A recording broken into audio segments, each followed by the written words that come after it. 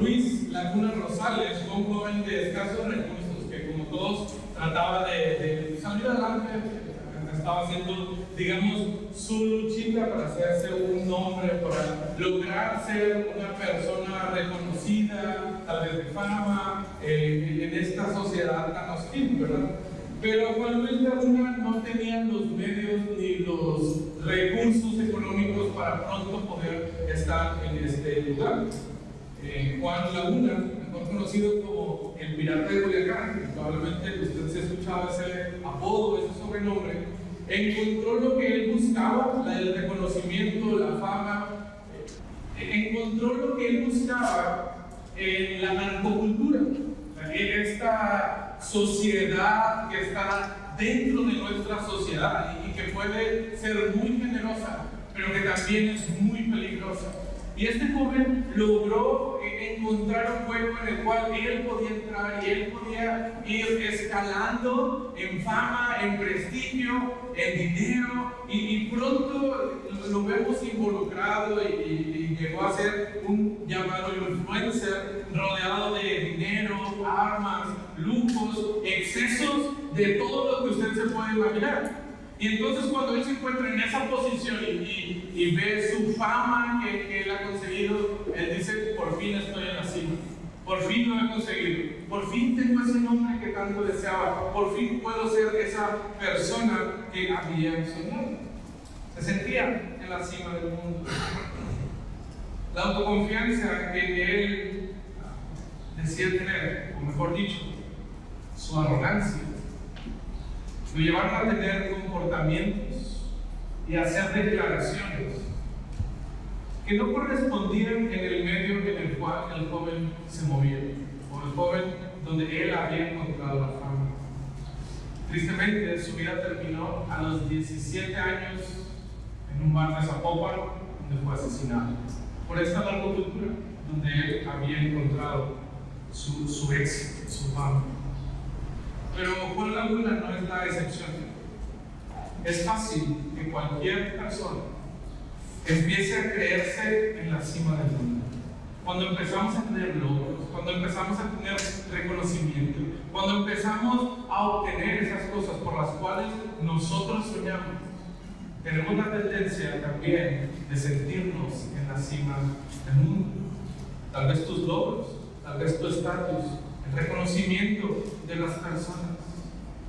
Y bueno, la arrogancia también puede estar entre nosotros, entre los creyentes. Debemos de tener mucho cuidado. ¿Por qué? Porque tu arrogancia es un camino directo a la destrucción. Tu arrogancia es un camino directo a la destrucción. Y eso es lo que vamos a estar estudiando el día de hoy en este pasaje de Isaías. Como personas, como grupos enteros, llegaron a sentir esta arrogancia en ellos y pensaban que lo habían logrado todo.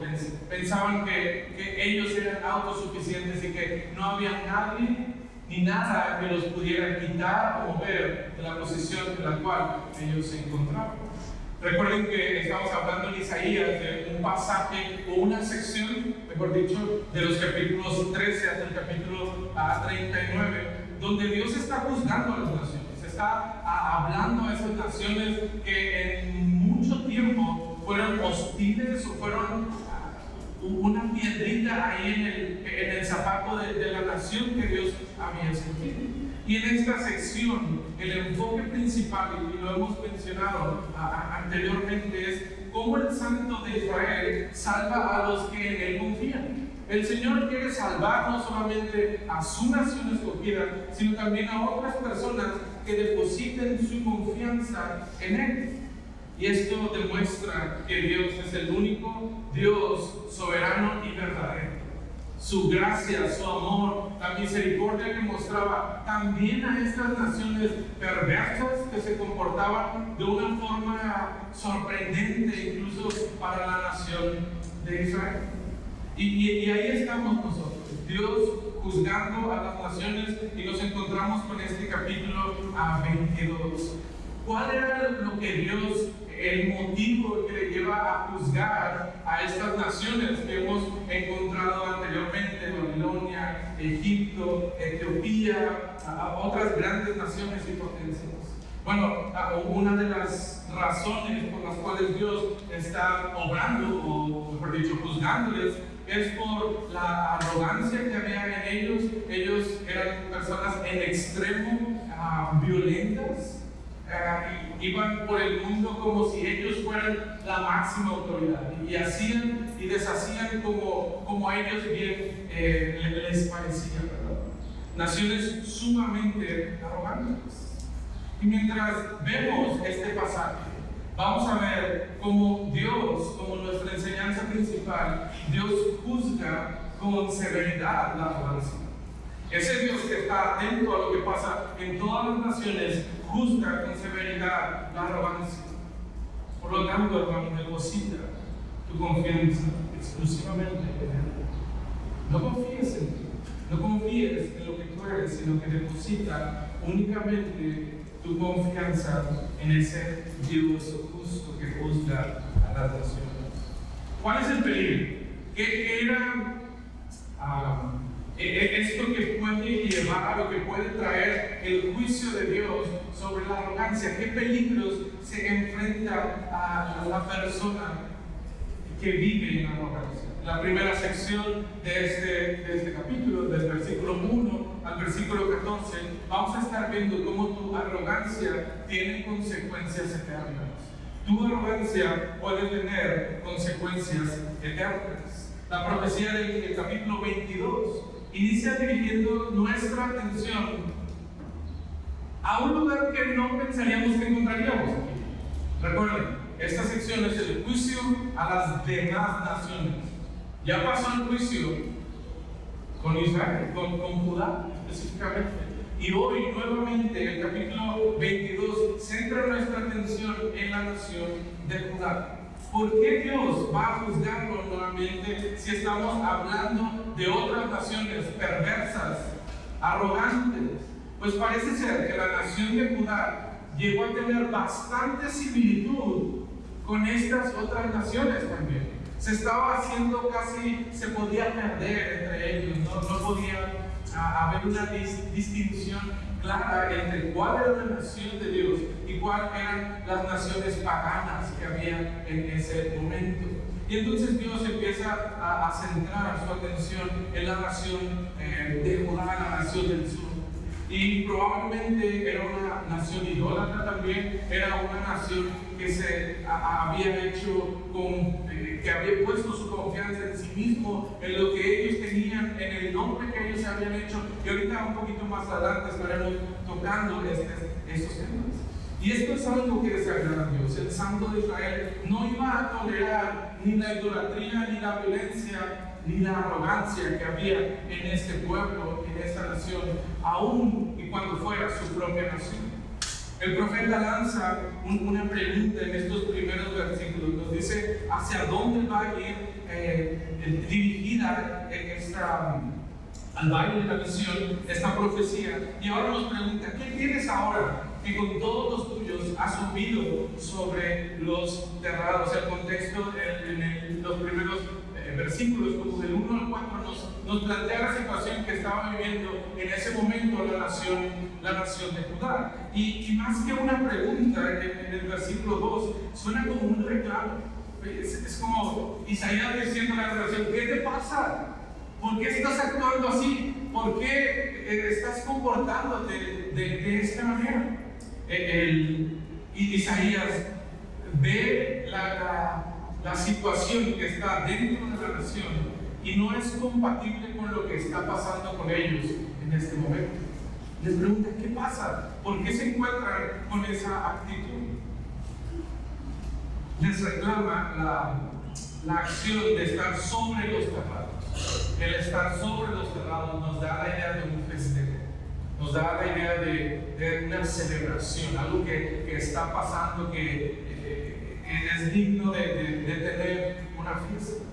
Pero ¿por qué no podían estar festejando? ¿Qué es lo que le molestaba a Isaías de que la nación estuviera así? En ese momento la nación se encontraba sitiada, estaba rodeada por los enemigos y no era el tiempo perfecto para estar de fiesta, sino que deberían de tener una actitud de oración, de buscar confianza en Dios, en lo que estaba pasando, porque era el único que los podía rescatar de este momento. Isaías les dice: tú, versículo 2, llena de alborotos, ciudad turbulenta, ciudad alegre. Hay alborotos, hay alegría en la ciudad. Alegría mientras está siendo atacado por otra nación no tiene sentido. ¿Por qué deberías de estar festejando cuando deberías de encontrarte preocupado o en una actitud, mejor dicho, de oración? No, hay mucha bulla, hay mucho ruido, festejando por esta gran victoria que no existe. No era tiempo para que la nación estuviera en fiesta. ¿Por qué? ¿Cómo termina el versículo 2?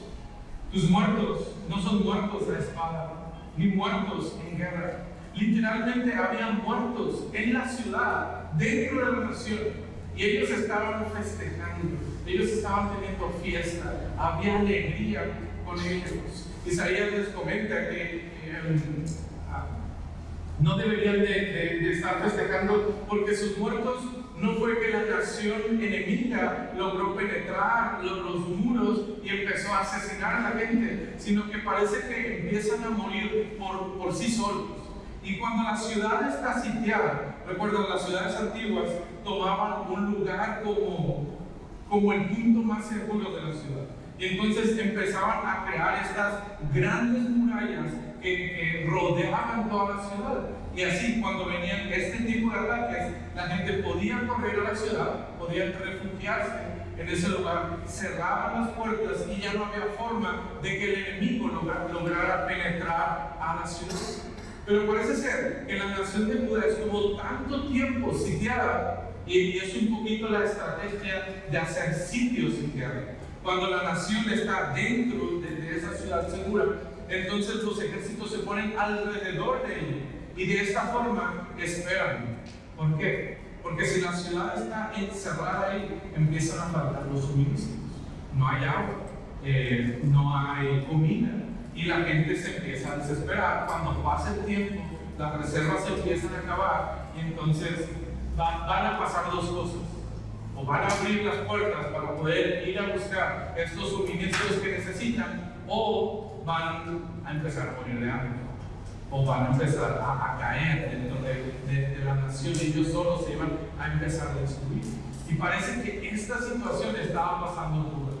Parece que ellos habían pasado por un sitio recientemente y las personas estaban muriendo. Estaban dentro de ellos, no por espada, no por el enemigo, pero estaban muriendo por lo que estaba pasando en la vida de ellos. Isaías ve los muertos y ve los pecados y ve las fiestas. Dice: ¿qué está pasando con esta nación? ¿Cuál es el problema? No están viendo la situación en la cual ustedes se encuentran. Parece que esta nación ya no le importaba tanto los principios que Dios había establecido. Pero el problema no solamente era la nación, las personas que estaban ahí, sino que ahora Isaías pone su atención un poco en el liderazgo, en lo que estaba pasando con los líderes de esa nación. Versículo 3 nos dice: todos tus príncipes juntos huyeron del arco, fueron atados. Todos los que en ti se hallaban fueron atados juntamente, aunque habían huido lejos. ¿Qué pasó con los reyes? ¿Qué pasó con los líderes de la nación? Ellos ven el sitio, ven que todo se está acomodando para que los dejen encerrados en su nación. Y ellos dicen: es el momento para mí. Y entonces salen huyendo para evitar este tipo de cosas. Hay un poquito de debate de cuándo sucede esta situación, pero la mayoría tiene en común que esto que nos está hablando Isaías se nos describe en Segunda de Reyes. Segunda de Reyes, capítulo 25, nos narra cómo estos líderes están huyendo. Segunda de Reyes 25, versículo 3. A los 9 días del cuarto mes prevaleció el hambre en la ciudad. Había muchísima hambre dentro de la ciudad, hasta que no hubo pan para el pueblo de la tierra. había tallado una brecha en el muro de la ciudad. Huyeron de noche todos los hombres de guerra por el camino de la puerta que estaba entre los dos muros, junto a los huertos del rey, estando los caldeos alrededor de la ciudad. Y el rey mismo se fue por el camino de Amón. Y el ejército de los caldeos siguió al rey y lo apresó en las llanuras de Jericó, habiendo sido dispersado todo su ejército. Preso pues el rey lo trajeron al rey de Babilonia en Ribla y pronunciaron contra él sentencia. Isaías podía ver más allá de lo que este pueblo estaba viendo. Y ahora Reyes nos da esa evidencia de cómo los reyes los líderes de esta nación habían salido huyendo. Y sabes, tampoco les sirvió de nada porque también fueron capturados. Y entonces Isaías nuevamente abre su corazón a las personas que le están escuchando. Y les dice, ¿saben qué? Déjenme aquí. Déjenme en mi lloro. Versículo 4. Dejadme, lloraré amargamente. No os afanéis por consolarme de la destrucción de la hija de mi pueblo. A Isaías verdaderamente le dolía lo que estaba pasando con la nación. Sí había un sentimiento real de tristeza, de duelo por lo que estaba pasando en la nación de Judá. Y parece que ellos no lo entienden. Casi Isaías tiene que decir, a ver, déjenme, no me estén invitando a su fiesta, no me jalen a sus festejos. No es tiempo de festejar, es tiempo de llorar por la condición en la que nuestro pueblo se encuentra. Esto es lo que estaba pasando en la nación de Judá. Deberían de tener el ejemplo de esta nación, también debería de hacer un impacto en nuestras vidas. Hermano, porque a veces nosotros pensamos que los triunfos momentáneos definen quiénes somos nosotros y nos hacen ajenos a lo que verdaderamente está pasando a nuestro alrededor. Los triunfos momentáneos pueden hacer que perdamos de vista nuestra verdadera condición.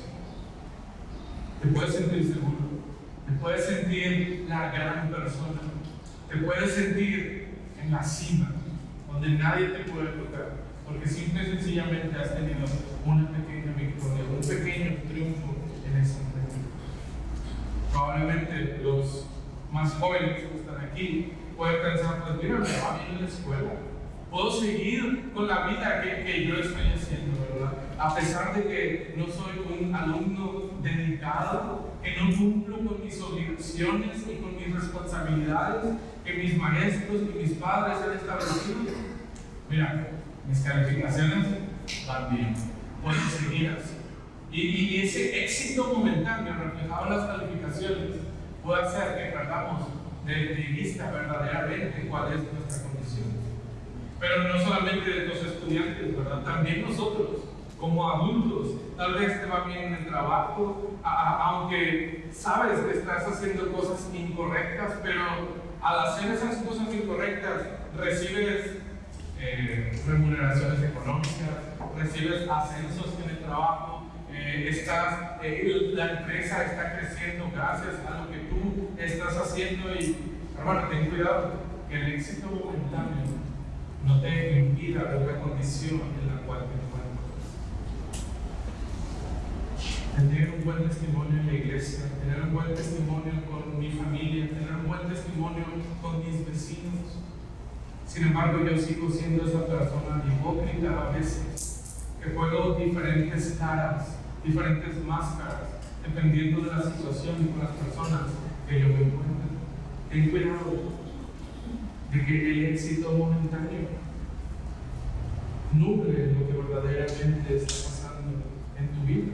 Hermanos, seamos sinceros con la condición en la cual nos encontramos. No te engañes. Es muy fácil sentirte cómodo y lograr autoengañarte pensando que estamos en la cima del mundo, pensándonos las mejores personas, los más capaces, los que podemos hacerlo todo. Pero que otro peligro puede tener la arrogancia en nuestra vida, pues tu confianza puesta en las cosas terrenales y no en las celestiales. Mira lo que nos dice el versículo 5 en adelante. porque día es de alboroto, de angustia y de confusión de parte del Señor, Jehová de los ejércitos, en el valle de la visión, nuevamente de Judá, para derribar el muro y clamar al mundo. Y el arco tomó al Jaba con carros y jinetes, y quien sacó el escudo. Tus hermosos valles fueron llenos de gatos, y los de a caballo acamparon a la puerta. Isaías hablaba al pueblo nuevamente y quería exponer de forma clara el problema que estaba a un lado de ellos, que estaba afuera de esos muros. ¿Y por qué había llegado este problema a la nación? ¿Por qué? ¿Qué los había puesto en esa condición? El juicio de Dios. Dios había determinado que ellos se encontraran en esa situación. Ahora hay un contraste en la actitud que deberían de tener, que les muestra Isaías, y la actitud que ellos tenían. Ellos estaban en fiestas, en gritos, alegría, celebración, festejos. E Isaías les dice: ¿por qué? El juicio de Dios ha llegado a tu vida. Debería de haber angustia, debería de haber caos, porque sabes que de este juicio no puedes escapar. Muchas cosas podrás esquivar, pero el juicio de Dios no lo puedes esquivar.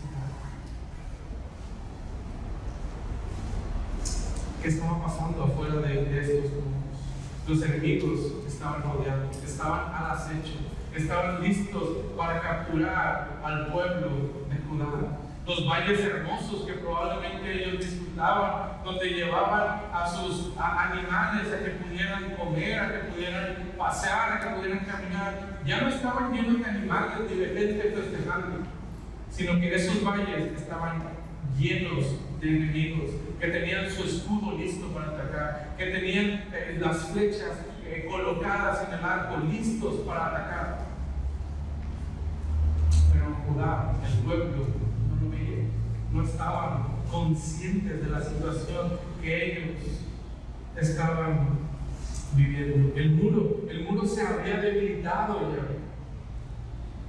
probablemente por el mismo lugar donde sus líderes habían escapado, y ellos estaban festejando.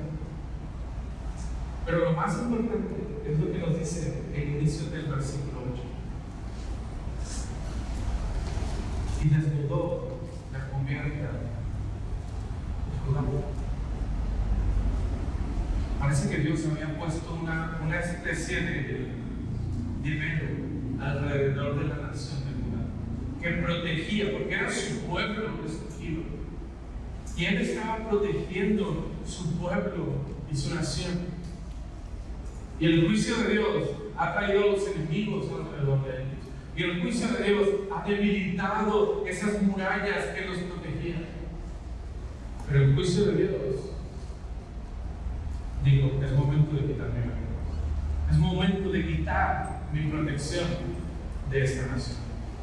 Y ese debió ser verdaderamente el terror de la nación. Lo que a ellos les dolía verdaderamente. Dios quita la protección a este pueblo. Y en este momento sí debería de haber gobernado la desesperación, porque debería de al menos ser una respuesta obvia de personas que conocían el poder y el cuidado especial que Dios había tenido de ellos, y cuando escuchan: ¿sabes qué? Dios va a quitarlo todo de ti, ya no te va a proteger más, ahora estarás por tu cuenta. Ahora sí, estas personas debieron de ser conscientes del problema que ellos tenían.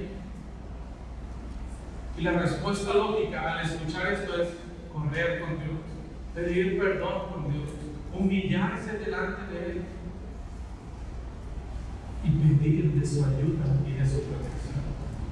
Porque Dios había quitado el velo, Dios había quitado su protección. ¿Pero qué hicieron ellos? ¿Cuál fue la respuesta de este pueblo arrogante? ¿Mirar a Dios? No. Lo que esta nación hace es empieza a mirar cómo ellos van a salir de esta situación. ¿Qué estrategia les puede ayudar? Y de repente se les ocurre: y miraste en aquel día hacia la casa de armas de luz. Viste las brechas de la ciudad de David que se multiplicaron fortificaron y recogiste aguas del estanque de abajo y cortaste las casas de Jerusalén y derribaste casas para fortificar el muro. Hiciste foso entre los dos muros para las aguas del estanque viejo. Miraron a Dios, vieron su condición, reconocieron que ellos eran unos arrogantes. No, vieron las armas, el lugar especial que Salomón había construido para guardar todo lo necesario para proteger a la nación. Un cuarto, un lugar que seguramente estaba ubicado cerca del templo. Y ellos al verse en esta situación y al escuchar el juicio de Dios dicen: pero tenemos las armas. Las armas nos pueden defender. El muro se está cayendo, hay grietas en el muro. ¿Qué vamos a hacer? Derribemos casas, vamos a derribar casas y vamos a llenar con esas piedras el muro y lo vamos a hacer fuerte, y el agua y los suministros no es un problema. Tenemos el estanque y tenemos ese túnel que Ezequías había construido, y eso nos va a dar el agua necesaria, lo que nosotros necesitamos para sobrevivir. Ellos estaban confiados en sus habilidades, en las cosas externas que les podían dar la solución delante del juicio de Dios. Veían todo perdido, veían toda la situación que les rodeaba, aun cuando Dios iba a quitar la ayuda de ellos. Y ellos aún dicen: no, nosotros estamos en la cima del mundo, nosotros somos la nación.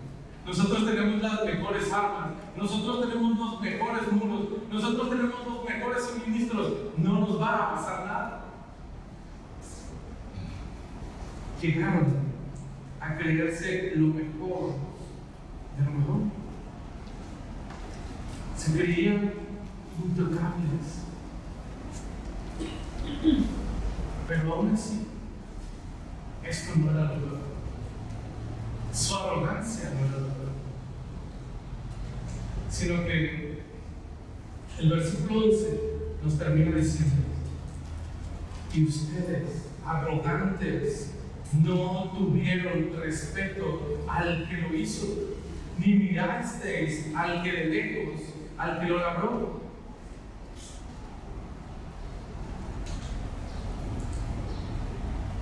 Y aquí estaba el novio de Jesús.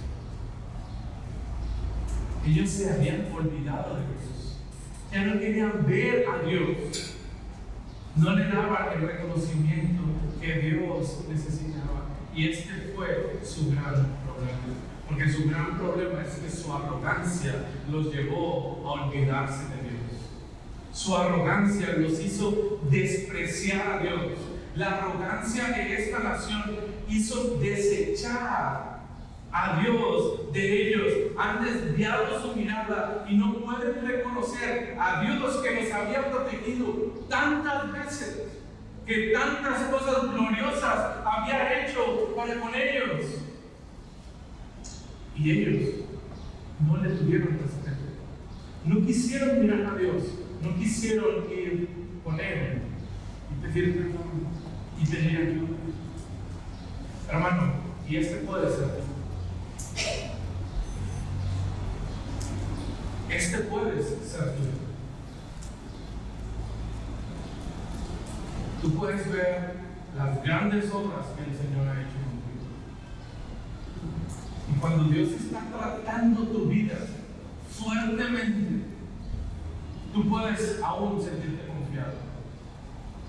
Es decir, ok, yo tengo otra solución.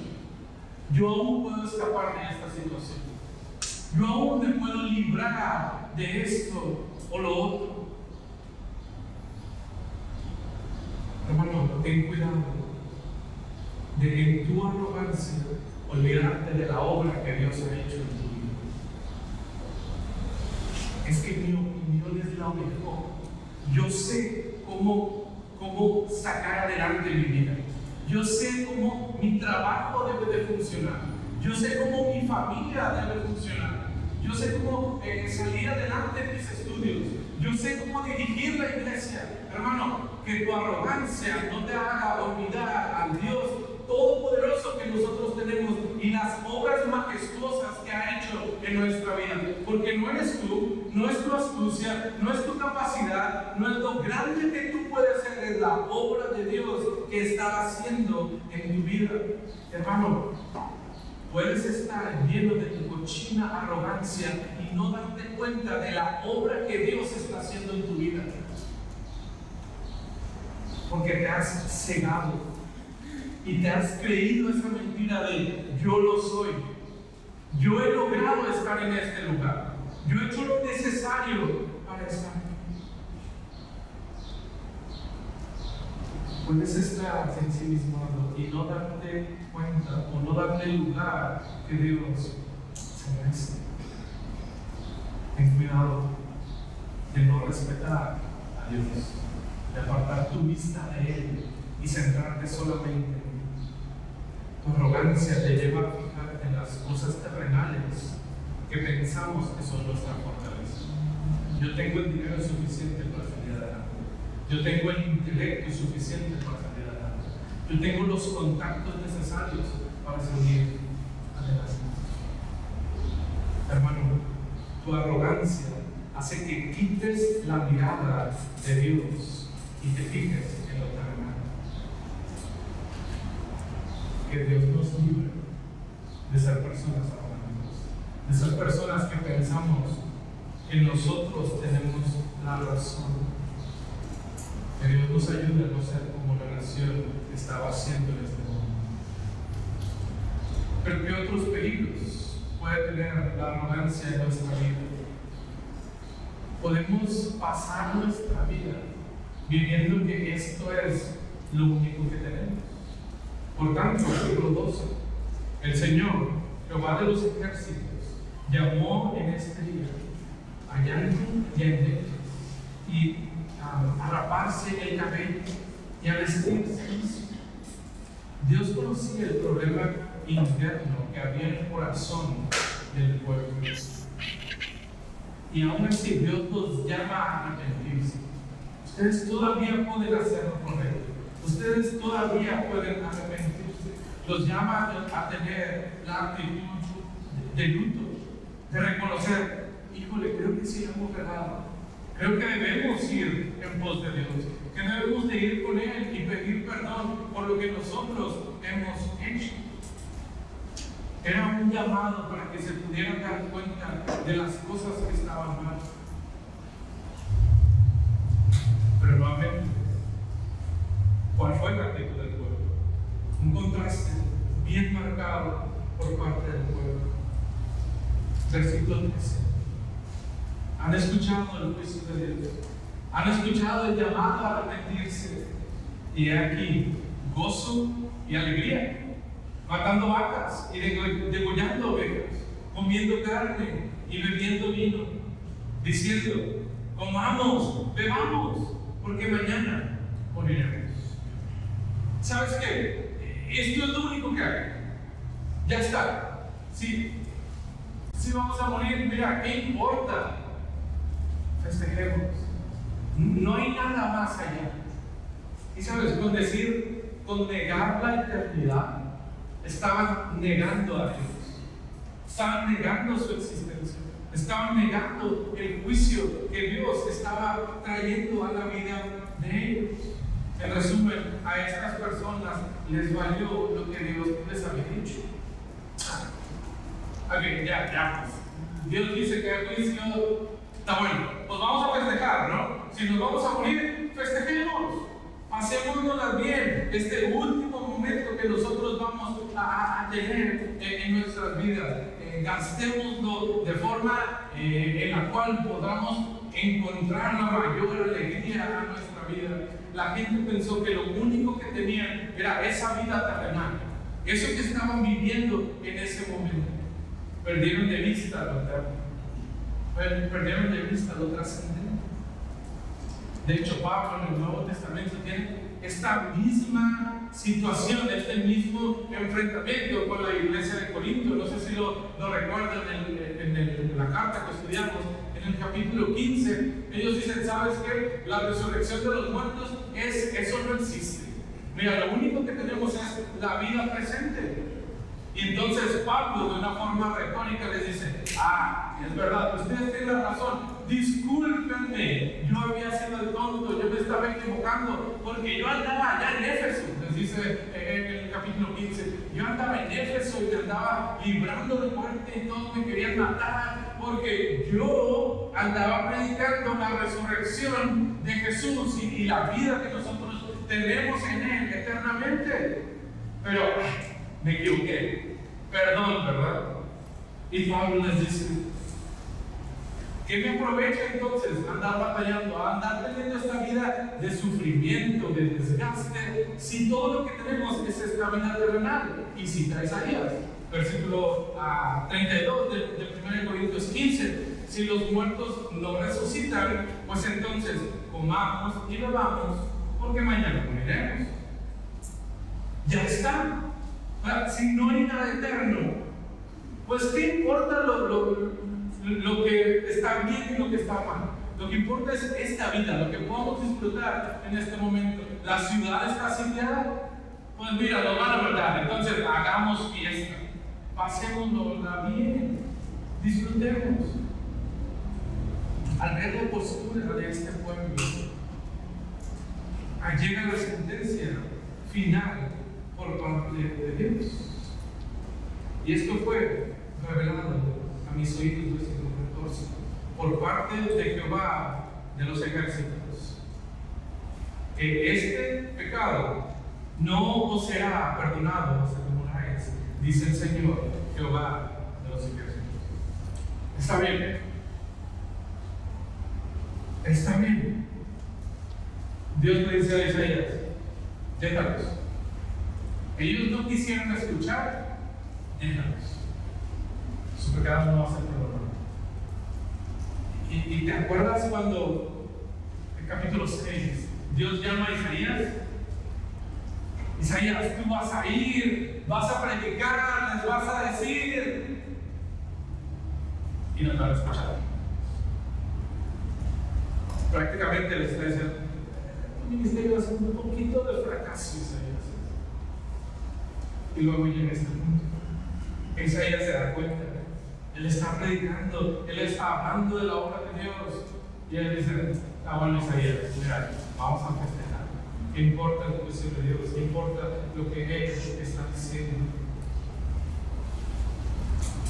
La consecuencia de la falta de respeto que este pueblo tuvo para con Dios tuvo consecuencias eternas.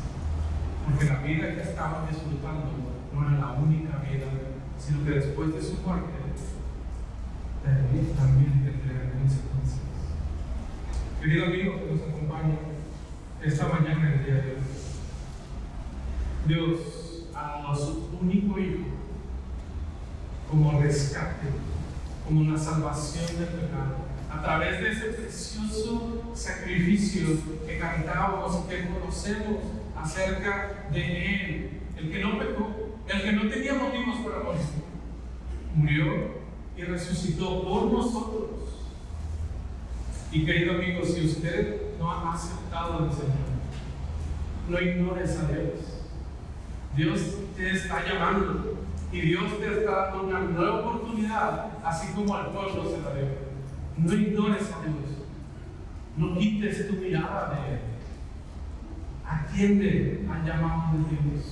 La salvación solamente se obtiene a través de la preciosa obra de Jesús, no por tus medios, no por lo que tú eres, no por lo que tú tengas, sino solamente a través de Cristo. No desvíes tu mirada a la solución terrenal que este mundo puede ofrecer, porque allá afuera también te están ofreciendo lo mejor, pero es algo efímero, es algo que no tiene valor. Simple y sencillamente Cristo es el único verdad. Hermano, ten cuidado de no tener un corazón arrogante. Ten cuidado de que tu corazón se llene de la arrogancia, de pensar: yo estoy en lo correcto, no importa qué digan los demás, yo estoy en lo correcto. No importa que te Dios, yo estoy en tu vida. Ten cuidado de no llenar tu corazón de arrogancia. Dios está haciendo una obra en tu vida. No tú estás haciendo la obra, no. Dios está obrando en tu vida. Dios está haciendo cosas grandes y maravillosas en tu vida. Ten cuidado de ensimismarte y pensar que estás en una condición plena en la cual tú puedes hacer todo lo que tú quieras. Porque no hay límites para ti, porque tú lo tienes todo, porque tú puedes resolver todo, porque tu astucia, tu poder, tu intelecto te ha llevado hasta esa posición. Hermano, ten cuidado. Joven, no seas arrogante, pensando que tienes una vida por delante y que nadie te puede frenar. Voy a disfrutar mi vida, voy a hacer lo que yo quiera. No, sométete a Dios, a lo que Él quiere para tu vida. Hermano, usted que ha alcanzado una estabilidad social, probablemente, una estabilidad económica entre nosotros, hermano, ten cuidado. De verdad, lo decimos de todo corazón. Ten cuidado de no llenar tu vida y tu corazón de arrogancia, pensando que tú lo has hecho todo. No pienses que esta vida lo es todo. No pongas tu mayor esfuerzo en este mundo. Construye en lo eterno. Pon tu mirada donde debe de estar. En lo eterno, en lo que Dios ha hecho y en lo que Dios quiere para cada uno de nosotros. Porque recuerda, hermano, tu arrogancia te puede llevar a la destrucción.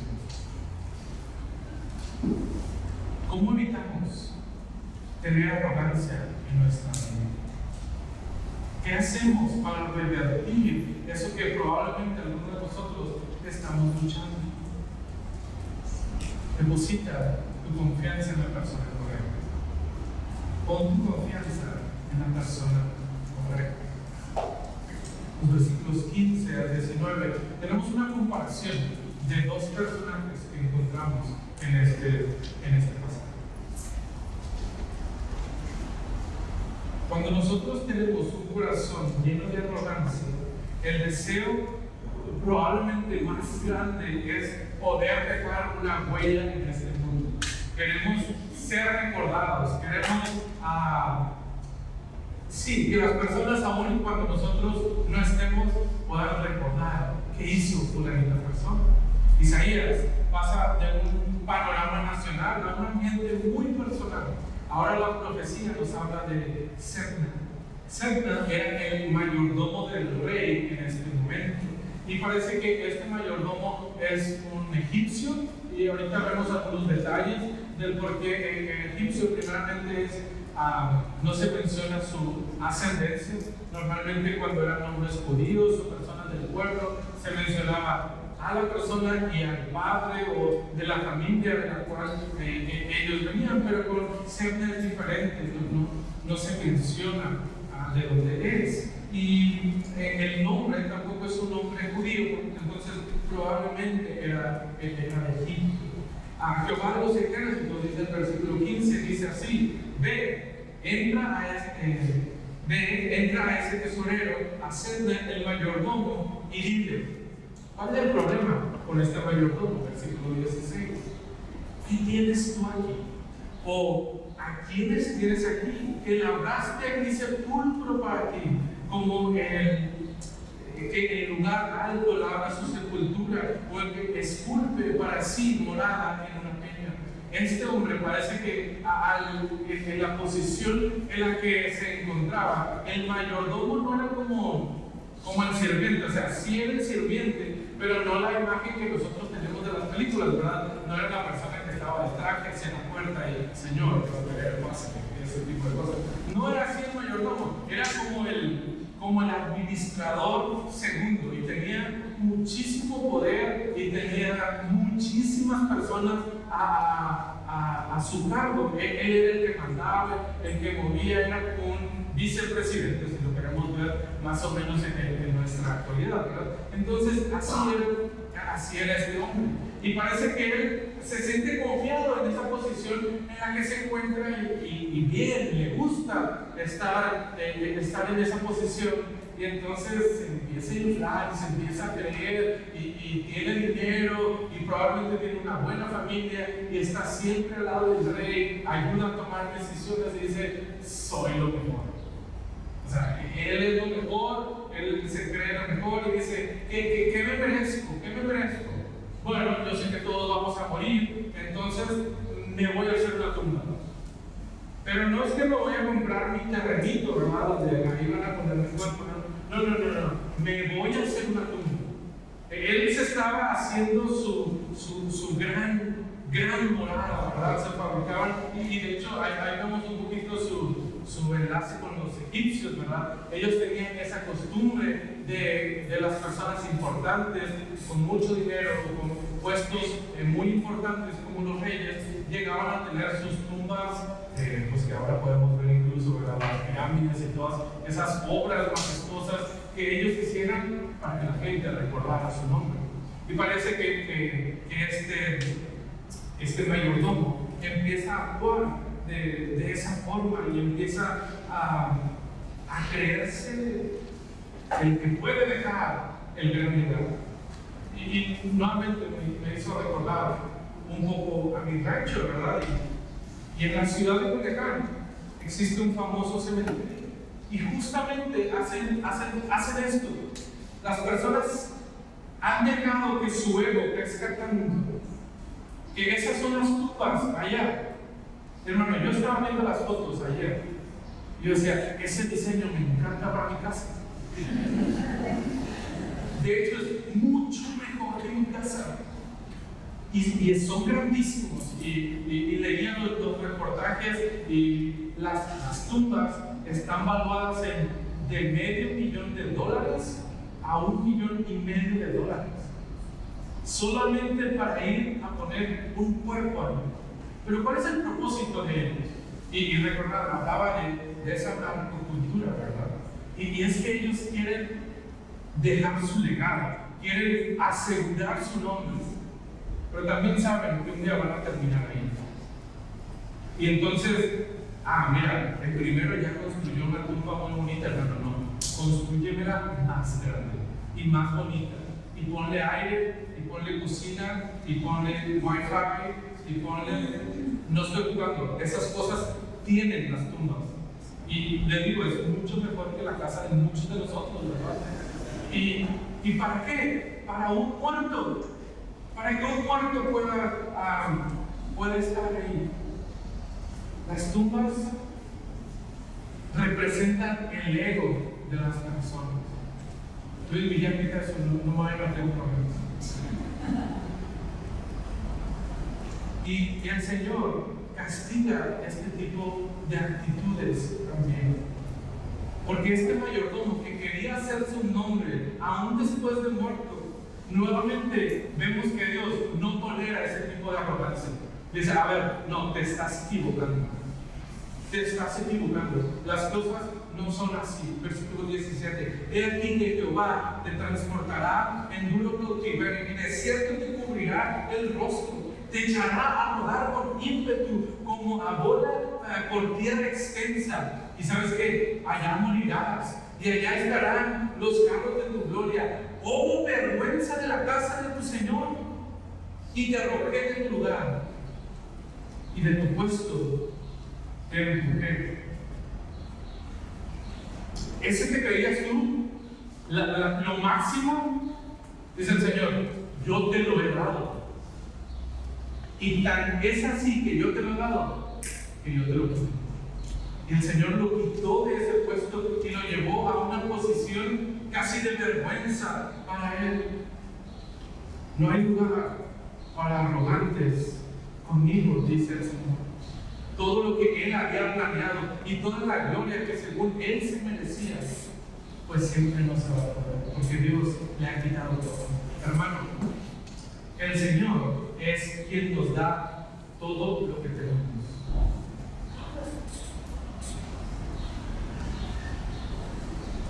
Hermano, también no quedó claro. El Señor nos da todo lo que tenemos. No es tu intelecto, no es tu capacidad. capacidad para negociar, no es tu capacidad para llegar a diferentes puestos, no es tu capacidad para tener una buena familia, formar buenos hijos, no es tu capacidad, es Dios obrando en tu vida. Dios es quien nos ha dado todo. Cualquier cosa, cualquier logro, posición, dinero, prestigio, todo te lo ha dado el Señor. Pero cuando nosotros dejamos de ver al Señor, nos empezamos a ver a nosotros como los dadores de esas cosas, como los generadores de esas cosas. Es cuando vienen los problemas. Así como el Señor te ha puesto en lo más alto, que sea tu cima, porque es muy diferente, hermanos, la cima para mí, que la cima de mi esposa, que la cima de mi hermano, que la cima de la hermana, pero donde el Señor nos ha puesto, fácilmente que nos puede llevar a Él, nos puede llevar hasta lo más bajo. Segunda de Reyes 18:37 nos dice: entonces Eliaquim, hijo de Hilcías, mayordomo, y Sebna, mira el mayordomo, aquí está nuevamente. ¿Qué pasó con Sebna? Y Sebna, escriba, pasó de ser el mayordomo, el siervo número uno, el de más dinero, el de más posición, el de más prestigio, llegó a ser el escriba, que era el esclavo más bajo. Dios lo tenía acá y lo quitó de esa posición y lo mandó hasta allá llegó esa vida. Hermano, no ponga su confianza en tu persona, porque puede que el Señor puede traer juicio también a tu vida y quitarte todo lo que Él te ha propuesto. ¿Qué debemos hacer entonces? Si no somos nosotros la persona en la que debemos poner nuestra confianza, entonces ¿en quién? Hermano, pon tus ojos en Cristo. Versículo 20 al versículo 25.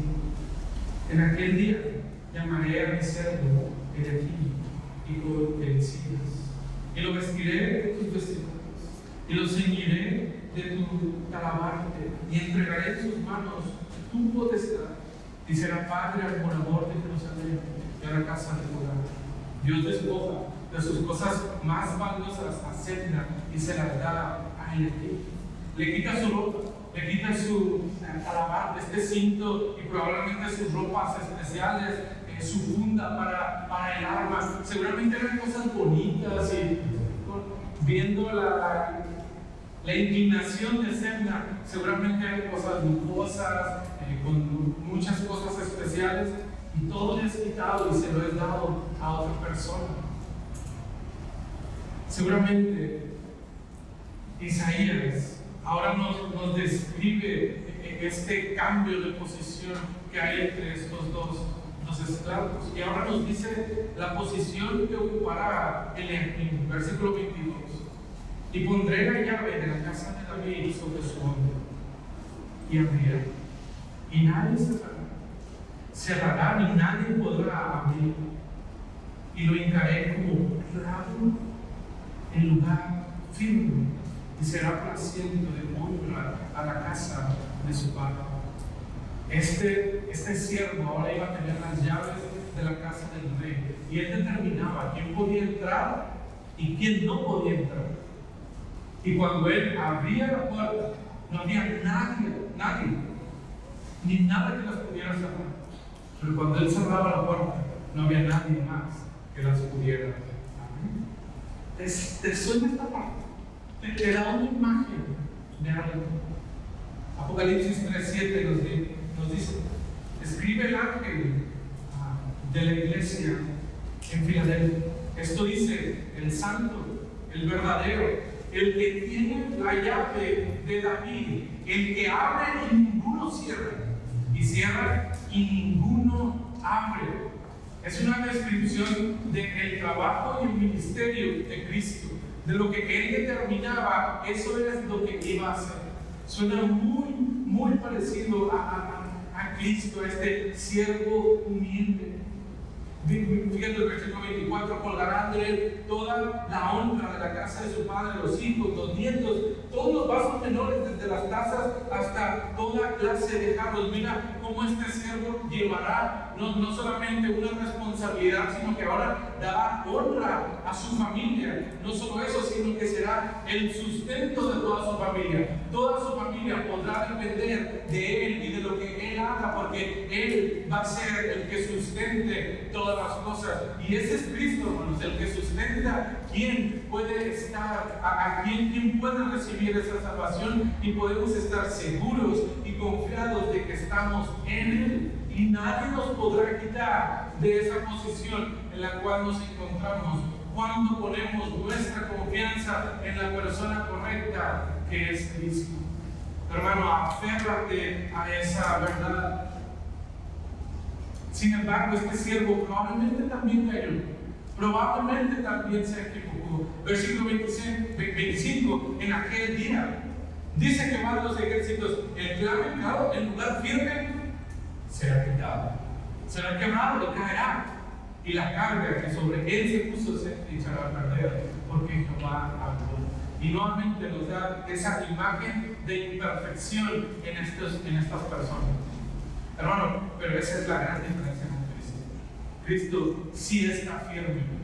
Cristo sí sostiene todas las cosas que han sido puestas sobre él. Esa es la gran diferencia con Cristo. Hermano, tú sí puedes poner tu confianza en él. Y él no te va a defraudar. Y él no te va a dejar. Cristo no será quitado del lugar en el que él se encuentra, porque se encuentra sentado a la diestra del Padre, intercediendo por cada uno de nosotros que hemos puesto nuestra confianza en él. Hermano, ¿por qué rehusas poner tu confianza en Cristo? Y sigues pensando: no, yo soy lo suficientemente fuerte, yo puedo sostener todo lo que hay en mí, mi familia, mis logros, mis hijos, mis amigos. No, hermano, pon tu confianza solamente en Cristo. ¿En quién más la puedes poner si no es en él? No desvíes tu mirada con cosas pasajeras, con cosas terrenales que no tienen una duración eterna. No desvíes tu mirada. Procura poner tu mirada y tu confianza solamente en Cristo. Recuerda nuestra enseñanza principal: Dios juzga con severidad la ignorancia. Hermano, deposita tu confianza exclusivamente en él. Confía en él. Medita en estas preguntas. ¿Has dejado que tus logros te hagan arrogante? Por pequeños que sean, hermano, podemos pensar: lo he logrado, soy lo mejor. Mira, nadie puede tener lo que yo tengo, nadie puede llegar a donde yo he llegado, nadie puede esto y lo otro. Has dejado que tus logros te hagan arrogante. Número 2, estás poniendo tu confianza en cosas terrenales que son provistas por Dios. Tal vez no ponemos nuestra confianza en nosotros, pero ponemos nuestra confianza en nuestro dinero, en nuestros estudios, en nuestro intelecto, en nuestros padres, en nuestros cónyuges. ¿Dónde estás poniendo tu confianza? Hermano, no la pongas en cosas terrenales. Y número 3, ¿vives aferrado a la esperanza que tenemos en Cristo? ¿Estás agarrado de Cristo verdaderamente? En todo momento, en toda situación, ¿estás confiando única y exclusivamente en él? Porque si no, entonces, hermano, estamos siendo arrogantes. Porque pensamos que en esta área no necesitamos al Señor. En esta área nosotros somos autosuficientes. Nosotros lo podemos lograr. Que el Señor nos libre de tener corazones arrogantes y que verdaderamente podamos depositar nuestra confianza únicamente en él. Oramos. Padre, gracias por lo bueno que tú has sido con nosotros. Te oramos, Dios. Que el día de hoy podamos reconocer las raíces del orgullo y de arrogancia que puede haber en nuestro corazón. Ayuda, Padre, que cada uno de nosotros podamos tener la humildad de aceptar tu oferta de perdón. Danos un corazón humilde de reconocer y desviar nuestra mirada de estas cosas terrenales y ponerlas en el único lugar donde puede estar segura nuestra confianza, que es en ti, la obra que tú has hecho por nosotros. Dios, oramos que como iglesia podamos tener ese corazón también. Oramos, Padre, por esta iglesia, que pueda poner tus ojos, que pueda poner sus ojos únicamente en ti, que depositemos nuestra confianza, Señor. Y gracias por hablarnos. Sigue obrando nuestras vidas. En Cristo Jesús oramos. Amén.